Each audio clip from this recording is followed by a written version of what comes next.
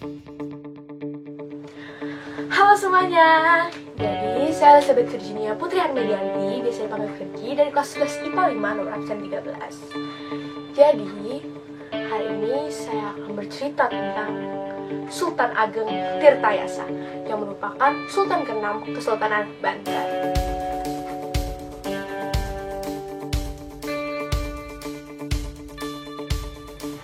Jadi siapa sih beliau? Beliau merupakan putra mahkota dari Sultan Abu Ama Ali Ahmad dengan Ratu Mahakusuma.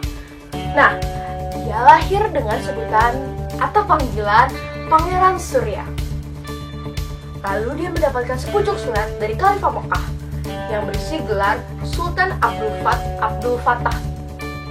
Terus kenapa namanya dipanggil Sultan Ageng Tirtayasa?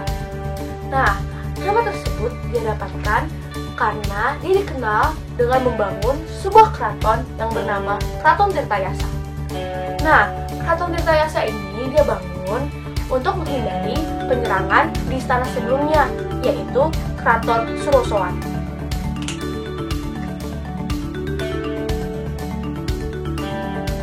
Terus, apa sih keterlibatannya dalam perjuangan kemerdekaan Indonesia?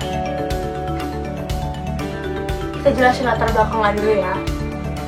Jadi, pada tahun itu, sekitar 1651, Banten merupakan pusat perdagangan internasional. Kenapa? Karena Banten itu terletak di selatan Jalur Sutra. Jadi, kapal-kapal dari utara tuh, ya mampirnya isi bahan bakar semuanya di Banten. Nah, pada saat itu, Kesultanan Banten lebih memilih untuk bekerja sama dengan orang-orang Eropa karena Kompeni Belanda meminta untuk memonopoli perdagangan. Sedangkan Banten tuh maunya membuat pelabuhan tersebut menjadi pelabuhan terbuka.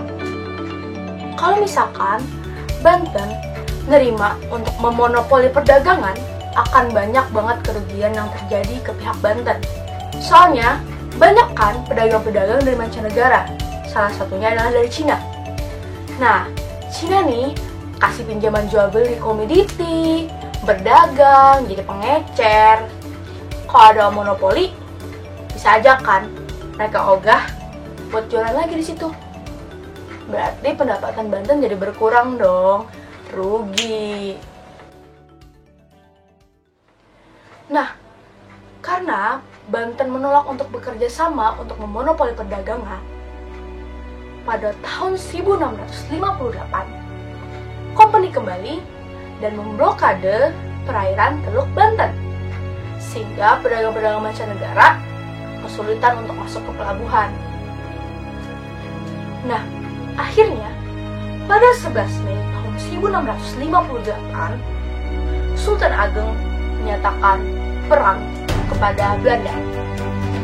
Lalu, Sultan Ageng Tirtayasa memerintahkan pada rakyatnya untuk melakukan perang dadali. Apa sih perang dadali itu? Perang dadali itu artinya menyerang sekaligus menyapu bersih musuh. Jadi, mereka membongkar, merusak, dan merampas kapal-kapal yang memblokade perairan Teluk Banten tersebut. Nah, perang tersebut menghasilkan kemenangan. Bahkan sampai-sampai Gubernur Jenderal Hickox van Huns menulis surat kepada Kompeni bahwa Banten harus dihancurkan atau Kompeni yang menang.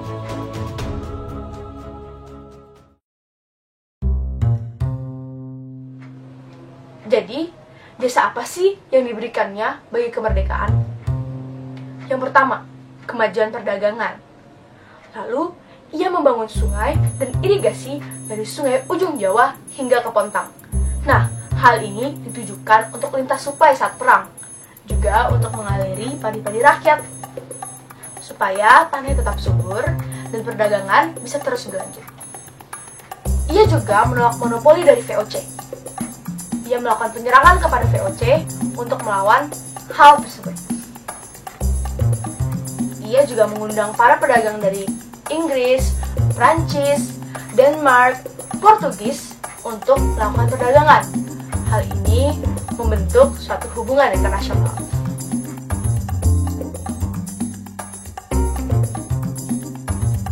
Lalu, core values apa yang dapat diambil dari tokoh ini untuk generasi penerus?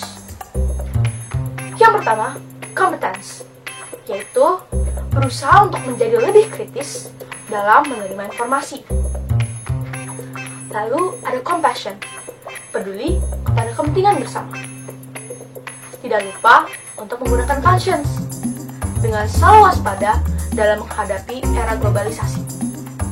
Lalu komitmen, yaitu berkomitmen untuk melakukan semua hal itu dengan setulus hati. Oke semuanya, sekian sampai di situ.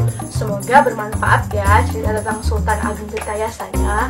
Kalau ada yang perlu kalian tambahin, bisa di komen di bawah. Oke. Lalu jangan lupa dengan situasi yang sekarang sedang terjadi, tetap jaga kesehatan, jaga kebersihan, dan tetap di rumah. Selama di rumah, stay learning ya. Oke? Dadah!